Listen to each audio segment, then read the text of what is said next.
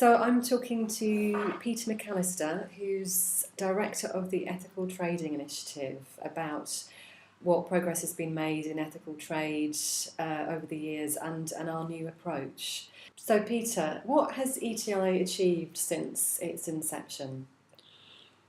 I think the ETI has achieved an enormous amount. It's been at the forefront of the ethical trade debate.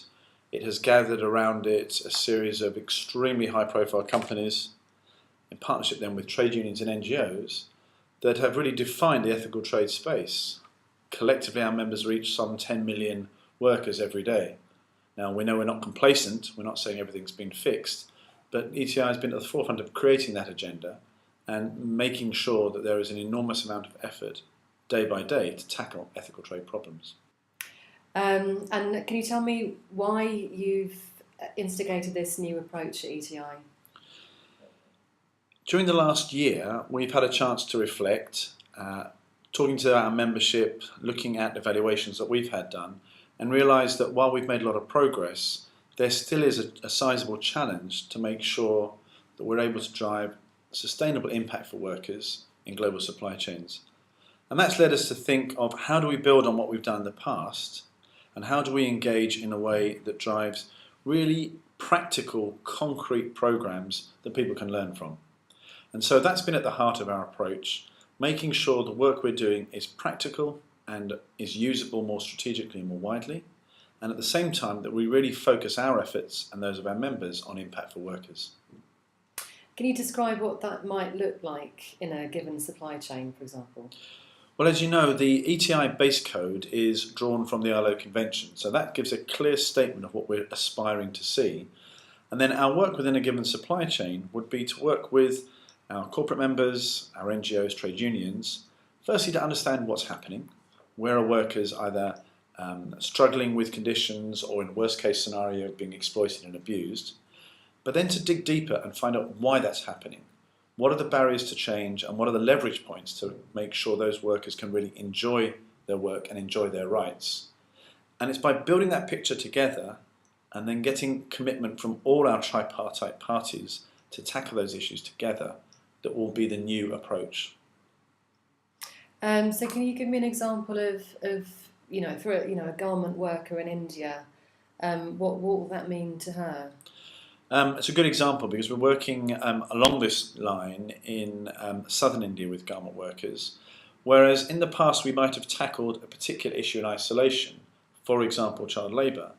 We're now trying to understand what are all the practices right from corporate behaviour down to the cultural practices within that environment and that community, which means that children are working.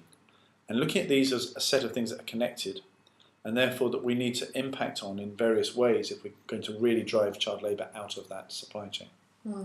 And how will this approach benefit companies?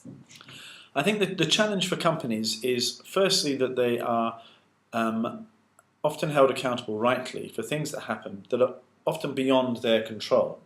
So the Southern India example is a good one where the factories that many of our members supply from, there are no problems of this nature, but it's the mills that supply those factories where this problem is found. So an individual company's ability to change that is quite small. Bringing companies together and then bringing them together with NGOs and trade unions, we can not only better understand the problem, but then we can tackle it at scale and scope. And that's a good example of the way this supply chain approach can tackle some of these really thorny underlying issues that have been difficult to tackle up until now. And so is this all part of a general move away from a narrow audit approach to ethical trade? I think the right way to see this is the direction of being more strategic in demanding of ourselves and a more strategic demand of our members to think about ethical trade in terms of long-term processes, long-term commitments, underlying issues. Auditing can play a role in part of that, but I think the best way to look at it is one tool in the toolkit. And what we're trying to say is there's a much bigger toolkit and we ought to be experimenting with different tools for different parts of the problem. So auditing has a role to play, but we know that it's not enough in and of itself.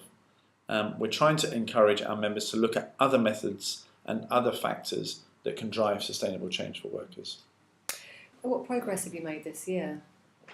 So where we are today, and I'm very excited about this, is we've made a number of decisions now selecting about 10 supply chains on which members are going to collectively work, which are strategic in importance, as well as being practical opportunities to do work for workers. And are you able to say which supply chains you've chosen? The specifics are still finally being worked out, but we should have 3 or 4 in the apparel and garments area, some certainly in the Indian subcontinent and at least one in China. We'll be working in the food area, certainly again in the Asia subcontinent, probably in Africa and maybe even in Latin America. And then in an area that we call hard goods and household, there's some interesting opportunities to work in an area we've worked in before, which is stone, but also in jewellery in India, furniture in Vietnam, and toys in China. So there's some quite exciting new avenues for us that we can draw upon for learning for the future. Fantastic. Are you able to describe your vision for the next, say, 3 to 5 years? What do you want the world to look like in that period? I think a clear vision is one where we haven't solved all the problems because they are large, but we are having meaningful, measurable impact for workers that's sustainable. And the real prize, if you like, is that the lessons learned in doing that are replicable at scale.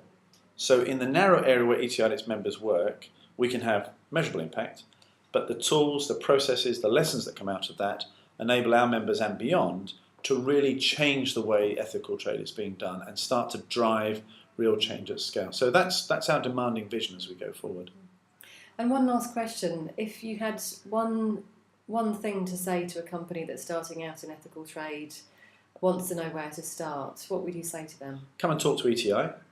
We've got a lot of experience about how to help companies think through how to strategize, what the choices should be, how they can start to resource that, also how they can convince their board to come along on the journey.